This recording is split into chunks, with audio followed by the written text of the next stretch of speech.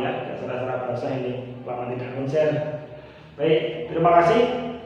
Hari ini kita akan lanjut dengan materi berikutnya, atau lebih tepatnya dengan materi yang kelima. Adapun materi kelima untuk mata kuliah engine tune-up konvensional yaitu pemeliharaan atau servis komponen.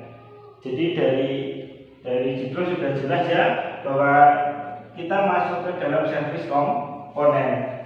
Lalu komponen apa yang diservis? Komponen apa yang diservis? Jadi tidak semua pekerjaan di engine tune-up itu melakukan servis semua komponen, tidak, hanya sebagian saja.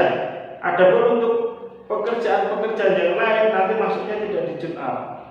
Tune-up itu dibatasi. Nah, pada pekerjaan nomor 5 yang harus dilakukan atau yang harus dikerjakan itu yang pertama adalah pemeriksaan oli mesin. Ya, pemeriksaan oli mesin. Yang kedua pemeriksaan oli mesin ya. Oke, yang kedua adalah pengecekan baut kepala silinder. Yang kedua. Kemudian yang ketiga itu adalah setel atau pengecekan celah katok. Yang keempat itu adalah pengecekan tekanan kompresi.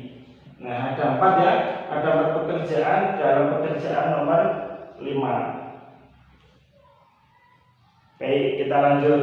Nah, untuk pemeriksaan oli mesin nanti akan saya tunjukkan bagaimana, tapi saya terangkan secara teori dulu bahwasanya untuk pengecekan oli mesin ini cukup dengan stik oli. Cukup dengan stik oli.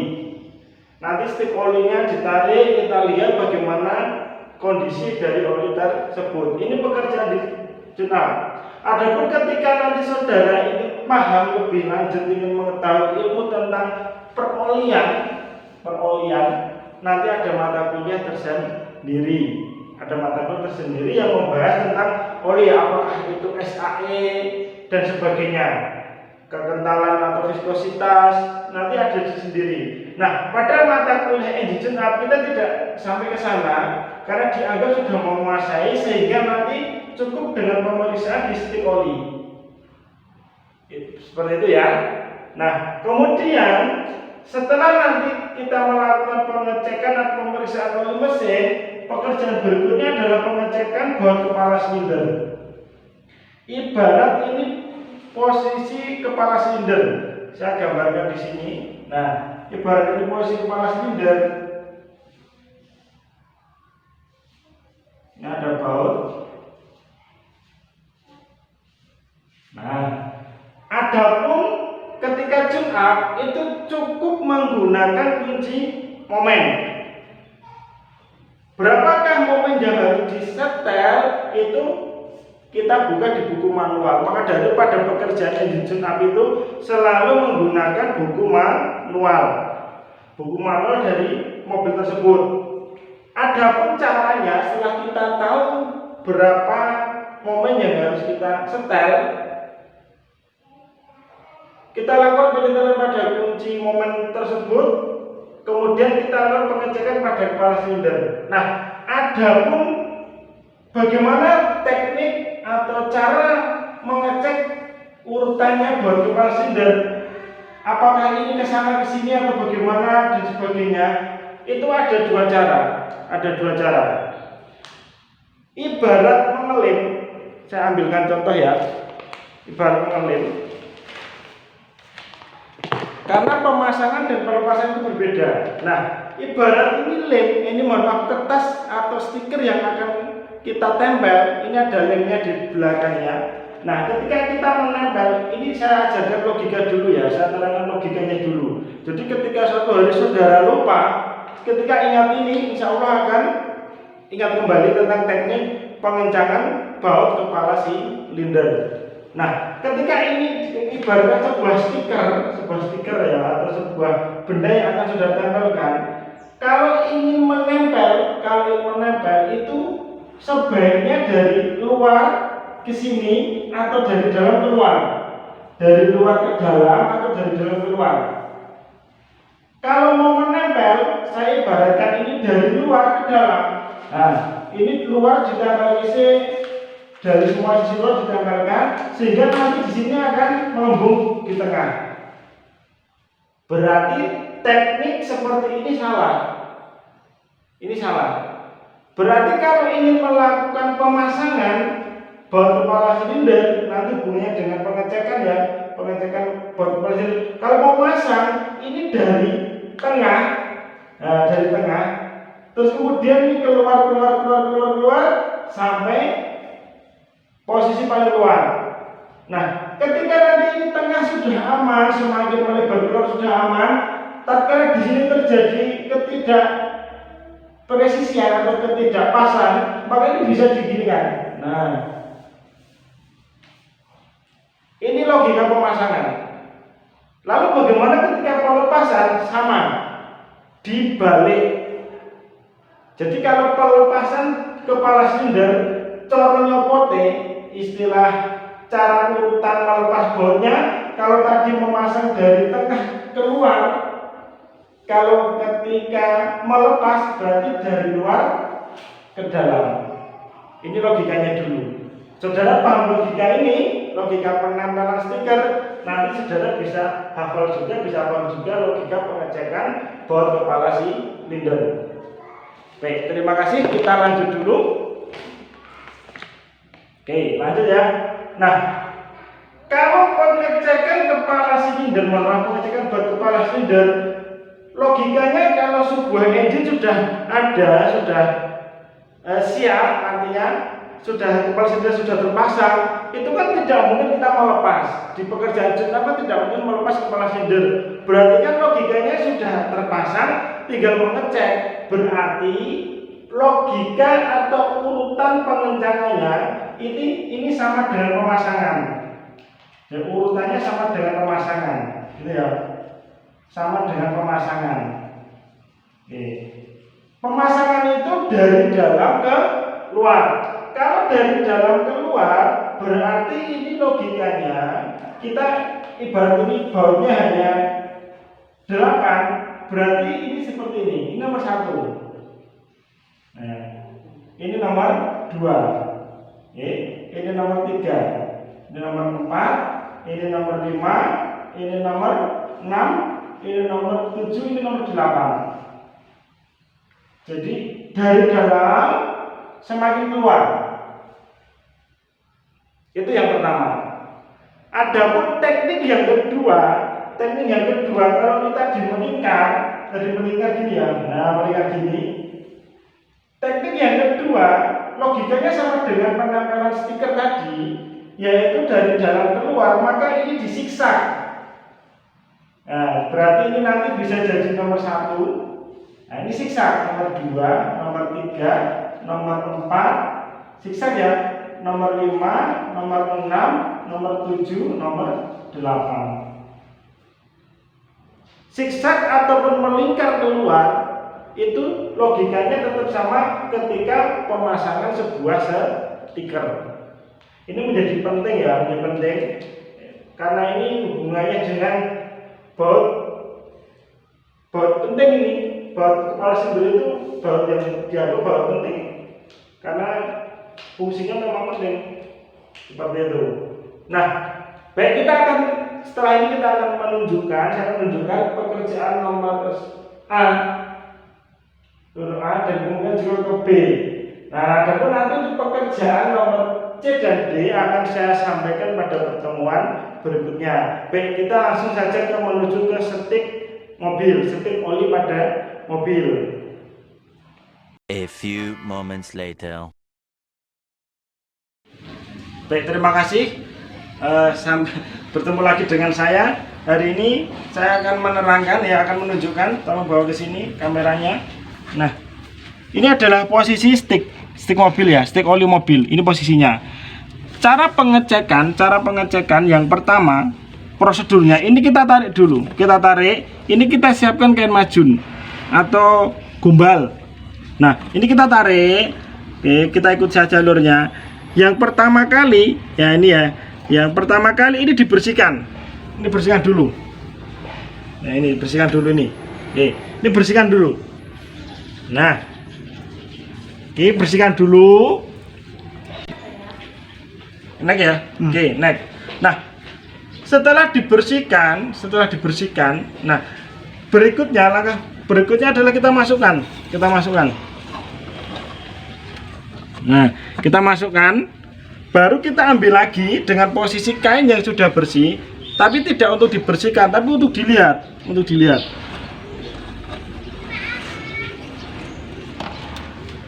Nah, sekarang kita lihat ini olinya. Sudah. Nah, indikator yang pertama kali kita lihat itu adalah volume oli. Nah, ini sticknya ya. Ini batas bawah, ini batas atas.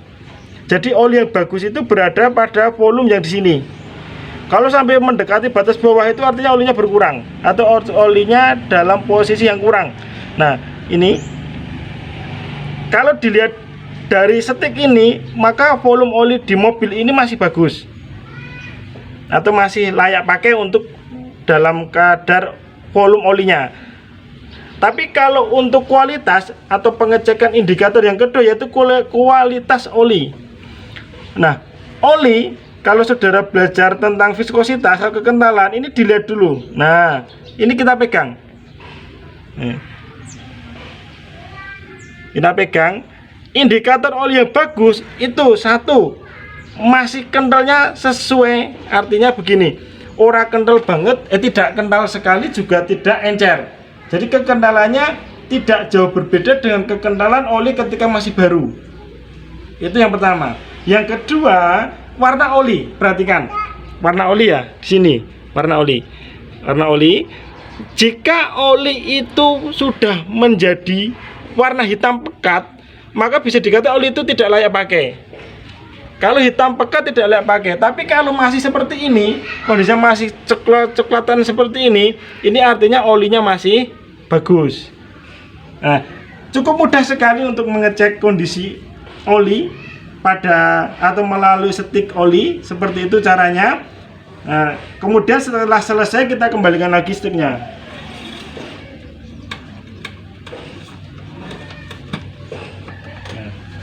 Baik, terima kasih untuk pengecekan oli, cukup sekian. Adapun untuk pengecekan baut kepala silinder akan saya jadikan tugas. Semoga saudara bisa mendapatkan tugas itu dan mengerjakannya dengan baik. Terima kasih, saya rasa untuk pertemuan hari ini cukup sekian. Assalamualaikum warahmatullahi wabarakatuh.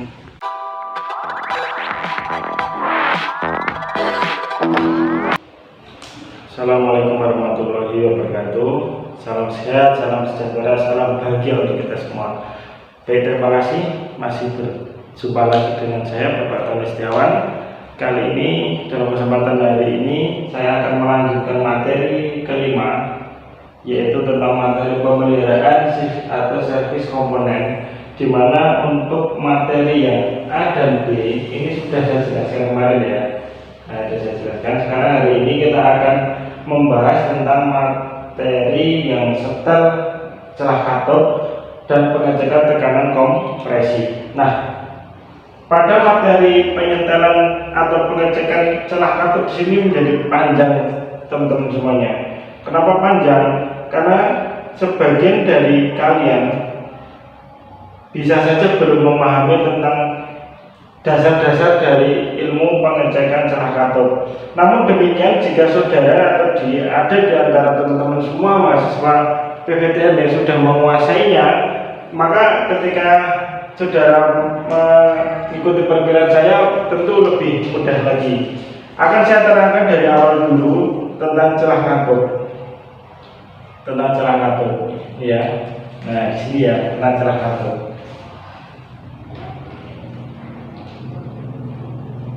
Baik, saya gambarkan di sini. Oke. Celah katot. Jika ini ada sebuah rotor atom, nah itu ya, atau manukan bahasanya, manukan atau rotor atom. Nah, di mana di sini ada katotnya. Nah, mohon maaf saya nyobainnya ekstrim ya. Nah, jadi ada katopnya, kemudian di bagian sini tentu ini terhubung ini dengan ruang bakar. Nah, tadi sih juga ada katop lagi. Saya mencontohkan satu yang disebut dengan celah katop itu adalah celah antara. Nah ini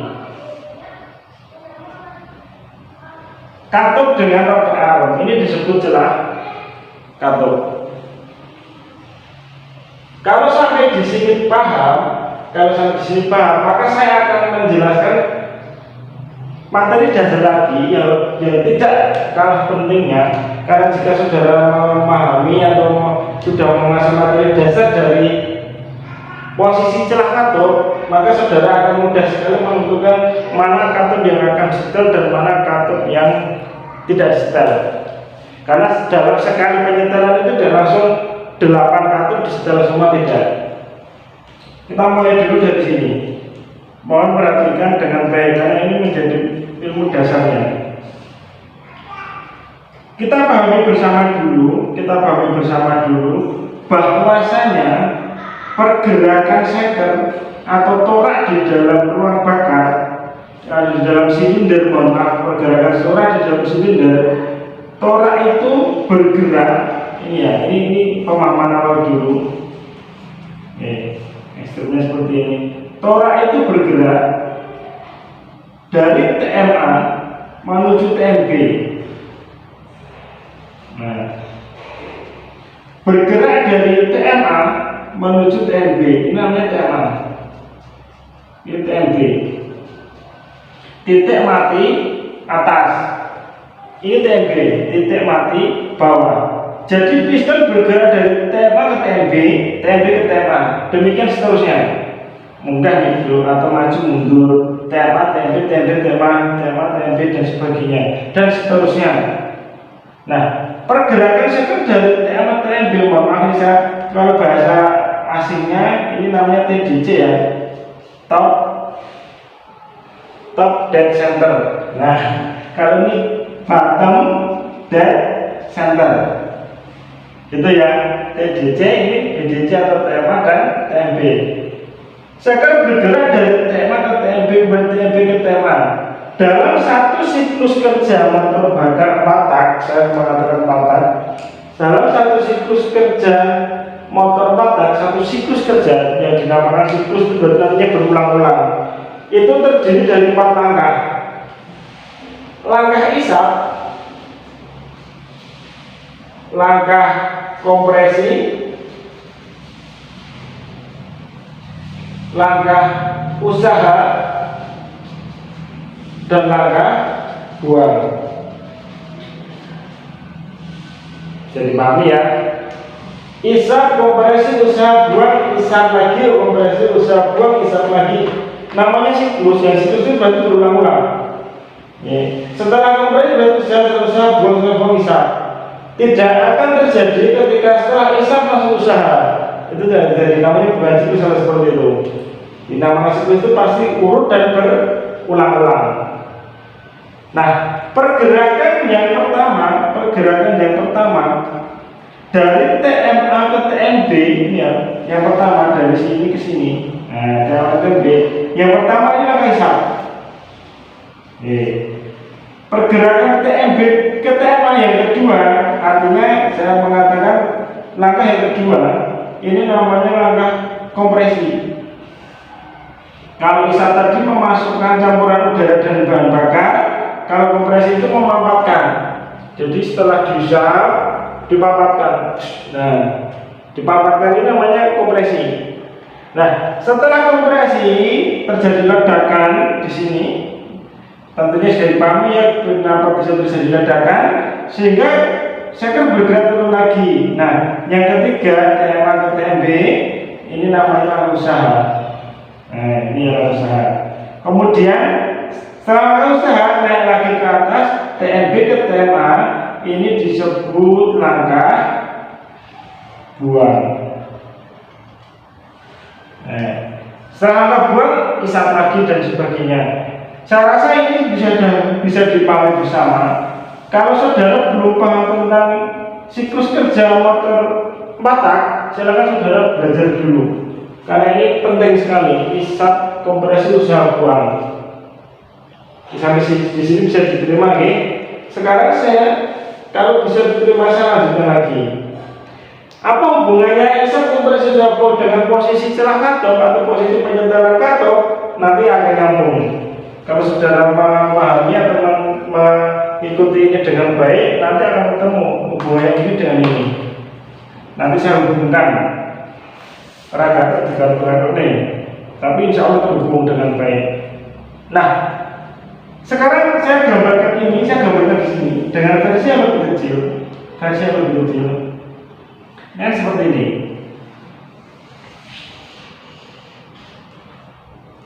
Maaf. Nah, ini ya. Ini mohon maaf, ini sekernya saya gambar di sini.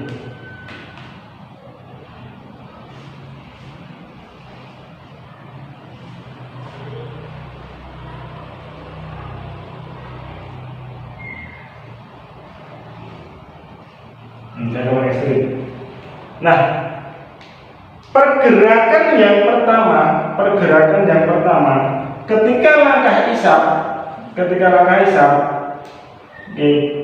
poros ekor kan bergerak dari 0 di sini 0 derajat. Ini katakan suhunya sini 0 derajat. Dia bergerak ke bawah, itu pergerakannya 180 derajat. Jadi ketika langkah isap dari 0 derajat menuju 180 derajat, ini dipahami dulu. Dari 0 setengah lingkaran berarti 180 derajat. Karena satu siklus kerja di patat itu 2 kali putaran poros enggol. Nah, ketika 180 derajat dia akan bergerak pada langkah kompresi, maka 180 ke sana ini menuju 360 derajat. Nah, ketika langkah berikutnya langkah usaha 360 derajat dia bergerak menuju 540 derajat pada langkah usaha. Nah, ketika pada langkah usaha kemudian selesai bergerak ke langkah buang, dari TMB ke TMA lagi, pergerakan poros engkolnya dari 540 dia menuju ke 720 derajat. Jadi 720 derajat jika dibagi 2 360. Jadi 360 itu satu lingkaran yang dua. Sesuai teori, pada teori motor bakar watak, satu siklus pada watak, satu siklus itu isap kompresi usaha buang membutuhkan 2 kali putaran poros engkol. Nah, jawabannya dicatat dulu ya. Nanti saya gunakan untuk membuat tabel. Bisa diterima ya. Nah, sekarang kembali ke sini lagi, Jika di sini saya gambarkan sebuah ini, namanya katop, atau bahasa lainnya klep atau katop ya.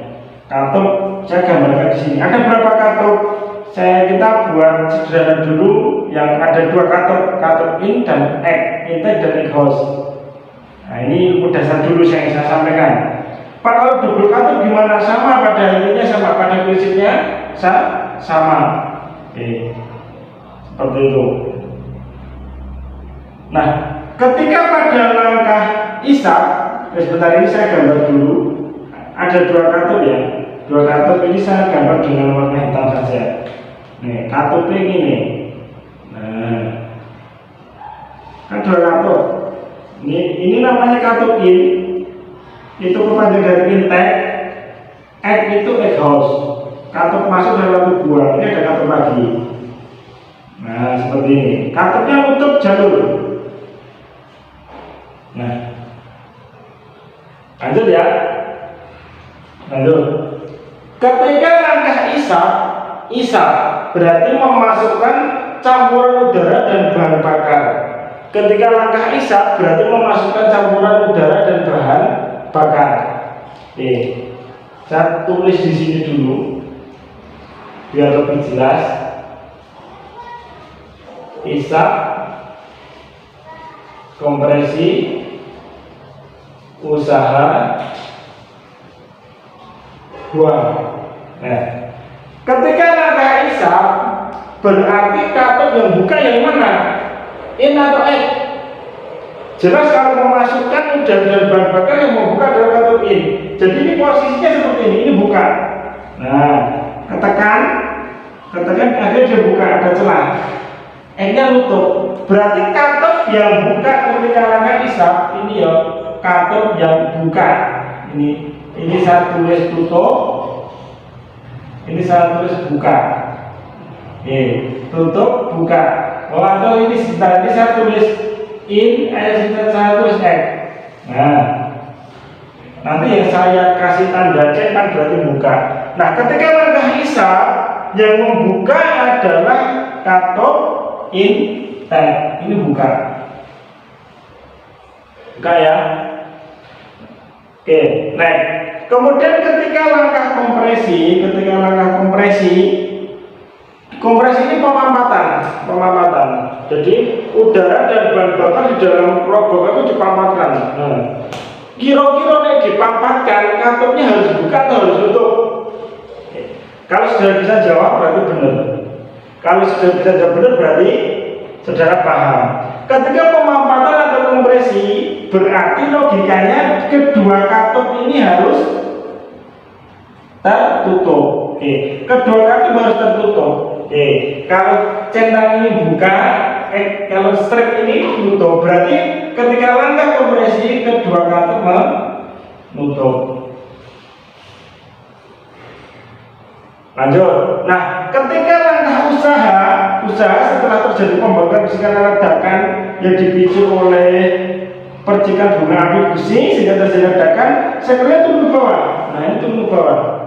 Nah, turun ke bawah kira-kira ini posisinya ini bagaimana? Buka atau tutup? Oke, jawabannya adalah tertutup. Lalu bagaimana ketika langkah buang? Namanya proses pembuangan, berarti harus ada yang terbuka. Yang terbuka adalah katup egos, jadi nanti buka. Ketika langkah buang ini buka. Ini buka. Berarti yang terbuka adalah katup X. Ini dipahami bersama dulu ya. Berarti dalam satu siklus kerja ada 4 langkah isap, kompresi, usaha, buang. Katup membuka secara teoritis di sini hanya ada 2 kali, yaitu ketika langkah isap ini yang buka dan ketika langkah buang ini yang buka. Selainnya katupnya tertutup. Ini dipahami dulu. Oke, sampai di sini paham ya. Nah, sekarang saya hubungkan lagi antara posisi derajat poros ekor dengan penyetelan celah katup. Di dalam firing order itu urutan pengapian. Urutan pengapian itu berarti busi memercikan bunga api. Nah, itu dalam 4 silinder itu tidak sama. Artinya tidak berbarengan. Orang langsung 4 silinder memercikan bareng enggak. Tapi urutnya itu namanya firing order. Saya gas sini dulu ya, saya selesaikan di sini. Oke. Mohon maaf jatuh ini. Namanya firing order atau disingkat FO. Nah, FO pada motor bensin 4 tak itu biasanya 1, 3, 4, 2. Ini. Adakah istilah itu Bapak? Ada. Silahkan cari di internet banyak. Jadi FO yang ada di Indonesia hampir semuanya 1, 3, 4, 2 untuk 4 silinder. Artinya apa? Yang memercikan bunga api pertama atau yang terjadi ledakan pertama di dalam ruang bakar itu yang maaf silinder nomor 1. Artinya yang memercikan bunga api busi nomor 1. Kemudian berikutnya adalah silinder nomor 3, berikutnya adalah silinder nomor 4, dan berikutnya lagi adalah silinder nomor 2. Diterima ya? Nah, kalau FO1342 sehubungan dengan derajat korosi Kroll, maka terjadilah atau bisa digambarkan yang namanya adalah diagram FO, diagram firing order. Nah, kalau diagram firing order itu kira-kira seperti ini. Ini sabar dulu.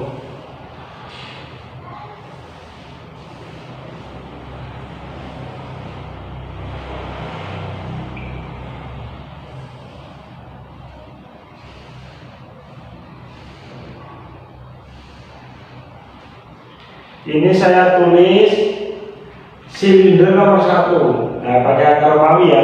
Silinder nomor 1. Ini silinder nomor 2. Ini silinder nomor 3. Ini silinder nomor 4. Jadi dalam silinder itu isinya ada toraks, mekanisme kator, katakan seperti itu ya. Kami menyebutnya biasanya silinder. Tidak seker, bukan seker, karena seker hanya satu bagian ini. Kalau silinder kita mengatakan di sini, jadi kita menyebutnya silinder nomor 1, 2, 3, 4. Oke.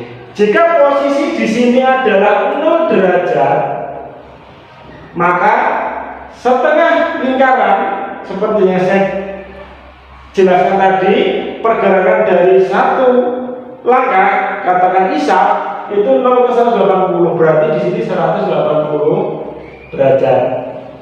Oke. Berikutnya ini adalah 360 derajat. Berikutnya lagi 540 derajat, dan berikutnya lagi adalah 720 derajat. Ini bisa diterima ya. Oke, next.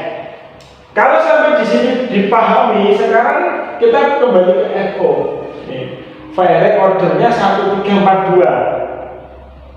Kapan itu terjadi percikan bunga api? Yaitu ketika langkah kompresi. Isap, kompresi, usaha buang, ini yang terjadi ledakan bunga api atau pembakaran di dalam ruang bakar, itu adalah ketika langkah kompresi. Maka dari itu di langkah kompresi urutannya urutannya berarti nanti nomor 1 dulu kompresi. Padahal langkahnya mulai dari isap, kompresi, usaha buang. Berarti kalau saya tuliskan di sini, ini tulisannya isap ya. Kompresi, usaha buang. Nah, saya arsip di sini merah, saya kasih merah karena hubungannya dengan pembakaran atau api ya. Isap, kompresi, usaha buang. Ketika silinder 1 terjadi kompresi saat itu ya, isap, kompresi, usaha buang, maka yang terjadi atau kompresi berikutnya itu sesuai urutan ini 1, 3, 4, 2. Berarti ini kompresi berikutnya itu silinder nomor 3. Ini kompresi. Nah, berikutnya lagi nomor 4 kompresi. Berikutnya lagi nomor 2. Muter gitu, nah nomor 2 kompresi. Ini saya akses saja biar memudahkan penampakannya.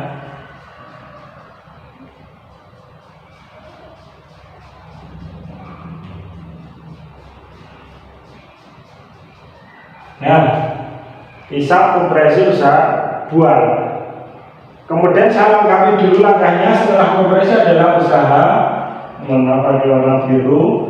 Ini berarti usaha, usaha. Ini buang, ini isap. Terus kompresi, usaha, buang, isap. Terus kompresi di sini usaha, buang, isap. Nah, maka komplitlah yang namanya diagram FO 1342. Ya, bisa diterima ya.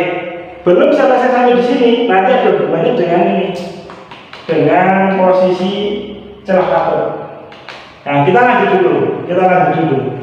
Nah, secara teori tadi bukanya ketika isap dan buang. Isapnya in, buangnya pas X. Cara teori. Baik, ada istilah. Apakah selama isap itu buka terus? Apakah selama buang buka terus? Tidak, saudara-saudara semuanya. Jadi ada istilahnya awal membuka dan akhir pembukaan atau awal penutupan. Jadi kalau saya gambarkan di sini, ini ya, ini saya buat ekstrim ya. Saya buat ekstrim pakai warna laser biru. Nah, sini ya buat ekstrim. Sini ya. Sini. Tadi saya asir biru. Sini.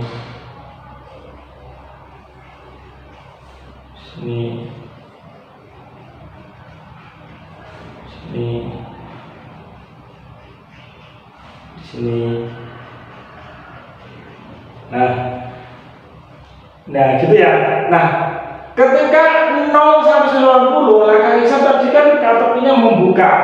Apakah membuka terus? Kan tidak.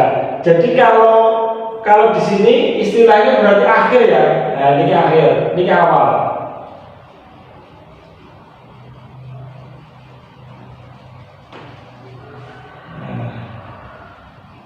Saya asal biru. Ini sama. Ya, berarti ini akhir langkah kompresi, awal langkah usaha. Bacanya seperti itu. Berarti di sini akhir langkah usaha, awal langkah buang.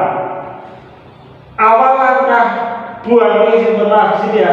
Jadi akhir langkah usaha, awal langkah buang. Ini akhir langkah buang, awal langkah isap. Nah, saya hasil.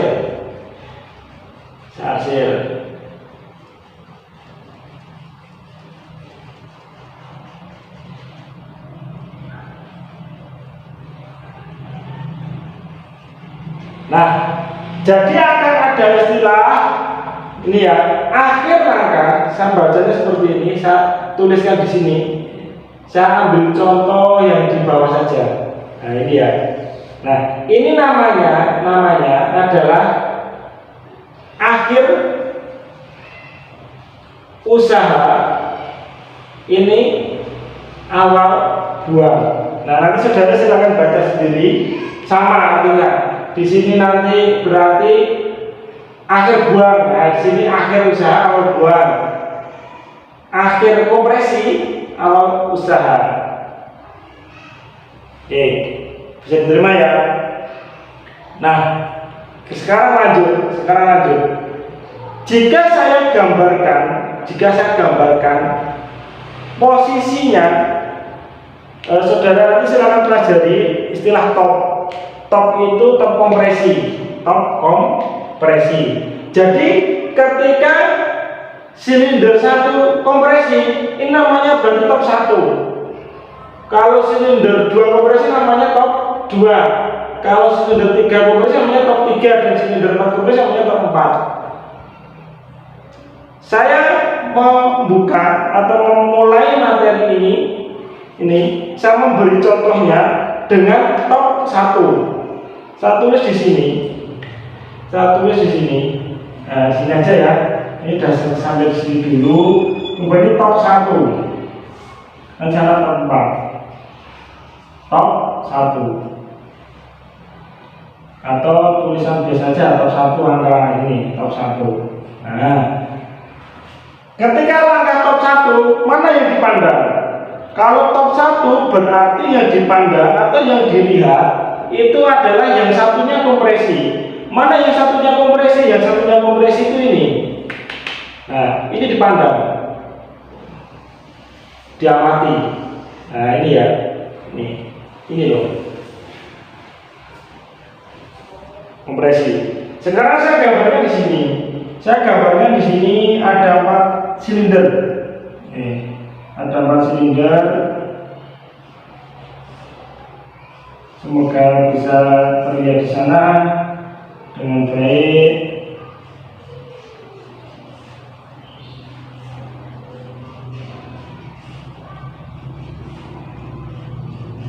ini mohon maaf gambarnya nggak bagus ini. Nah, ini saya menyebutnya silinder 1. Ya, ini saya menyebutnya silinder 1, silinder 2, silinder 3, silinder 4. Sekarang kita memposisikan posisi piston dulu. Ya, diamati di sini. Diamati di sini. Pistonnya di atas atau di bawah? Nah, ini diamati di sini.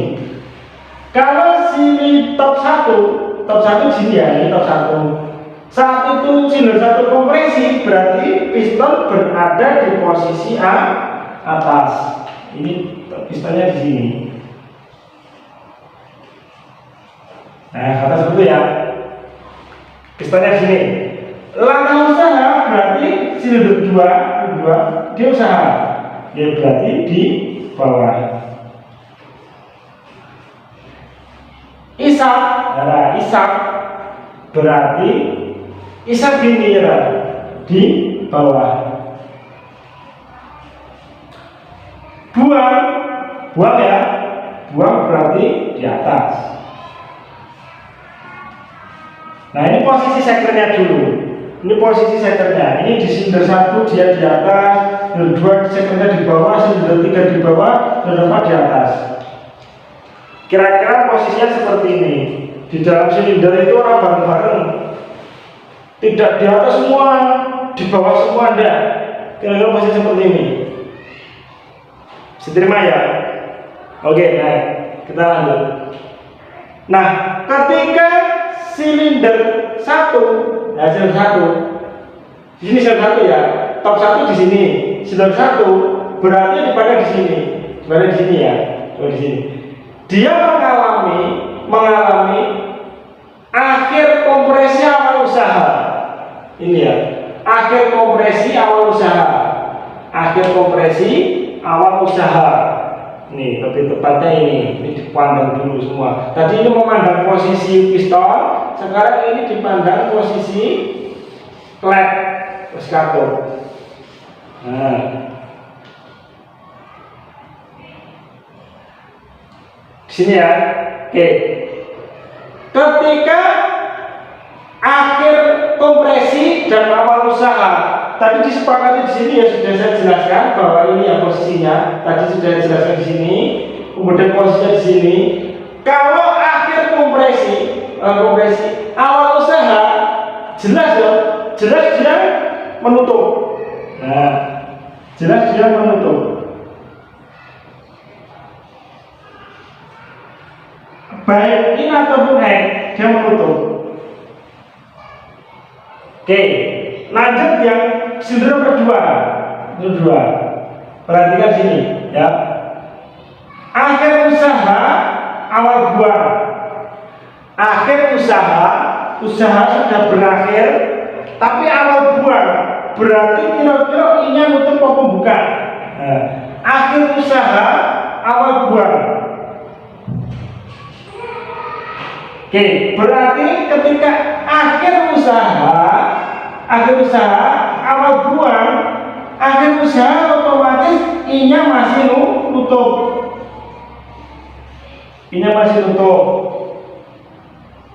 Awal buang buka ya, sudah di awal berarti dia terbuka sedikit. Nah, katakan bisa dikatakan terbuka ya, awal terbuka. Ini terbuka. Oke, lanjut. Silinder nomor 3. Sini. Ya. Tadi sudah akhir isap awal kompresi. Akhir isap tapi di akhir berarti masih terbuka.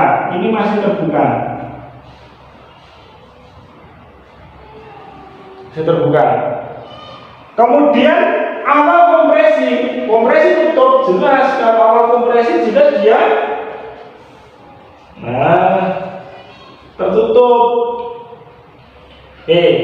Ini kalau boleh ditulis ini in, ini out. Ini in, ini out. Ini in, ini out. Dan ini in, ini out. Sekarang silinder nomor 4 pada top 1. Perhatikan di sini ya, di sini ini. Akhir buang awal isap, buang di akhir buang, berarti innya masih apa? Masih terbuka. Akhir buang awal isap, berarti egg-nya masih terbuka. Awal isap di awal, berarti dia sudah mulai terbuka.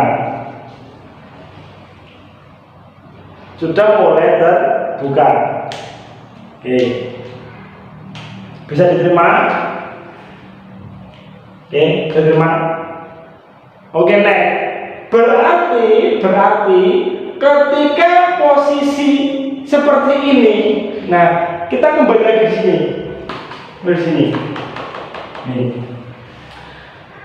Terjadinya celah antara rocker arm dan katok, terjadi celah antara rocker arm dan katok itu tatkala katok sedang tidak ditekan oleh rocker arm. Jadi terjadinya celah itu ketika posisi bebas dari tekanan. Jadi ketika posisinya dia tidak ditekan, berarti ada celah. Tapi ketika dia ditekan, katornya ditekan, berarti tidak ada celah. Maka pada posisi seperti ini, penyetelan celah katot bisa dilakukan ketika posisinya katot tertutup. Ini ya. Nah, tutup berarti bisa disetel celah. Ketika tutup bisa disetel celah ya, karena tidak terjadi penekanan oleh rocker arm. Nah, kondisi tertutup seperti ini berarti kalau saya gambarkan di sini ketika top 1 ini tak saya jadikan top 1 lagi saja, nanti yang perpanjang tugas. Ketika top 1 ini silinder 1, silinder 2, silinder 3, silinder 4. Nah, setel katot ya. Setel top 1, setel katot top 1. Nah, ini ada ada egg.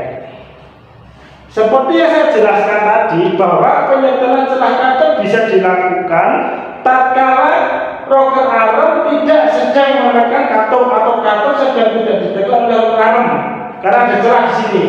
Berarti dengan demikian ketika posisi top 1 yang bisa disetel, kita lihat di sini. Silinder top 1 silinder 1. Tertutup apa terbuka? Tertutup. Tertutup. Berarti ini bisa disetel. Silinder 2 bisa atau tidak ini? Bisa. Ini tidak. Berarti yang bisa disetel katot Kemudian silinder 3 bisa tidak? Terbuka tidak. Tertutup. Berarti bisa. Yang disetel atau silinder 4 dia bagaimana ini? Terbuka semua berarti tidak bisa disetel semuanya. Nah, berarti ketika top 1 yang disetel adalah in egg. Nanti kebalikannya di sini in egg. Ini ya kebalikannya nanti akan di top 4. Nanti sudah tempat untuk tugas. Nah, posisi keduanya terbuka seperti ini namanya overlapping. Bisa terima ya? Memang agak panjang jadi penjelasannya. Kalau saudara tidak memahami dengan betul, tidak bisa sampai memutuskan ini. Atau biasanya diajarkan di SMK itu langsung ya disetel top 1 ini atau ini. In egg, tombol balik lagi in egg. Tapi dasarnya dari mana? Ini loh dasarnya dari yang saya jelaskan dari sini tadi sampai ke sini. Bisa diterima ya? Baik, kalau bisa kita akan lanjut dengan pengetesan atau pengecekan tekanan kompresi. Oke, kita lanjut nanti setelah ini ya. Baik, sekarang saudara silakan siap-siap untuk mengerjakan tugas ini dulu. Terima kasih. Assalamualaikum warahmatullahi wabarakatuh.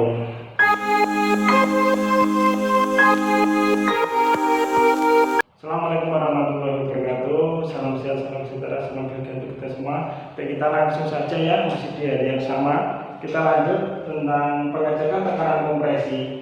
Nah, pengecekan tekanan kompresi. Jadi begini, teman-teman sekalian, mahasiswa yang saya banggakan.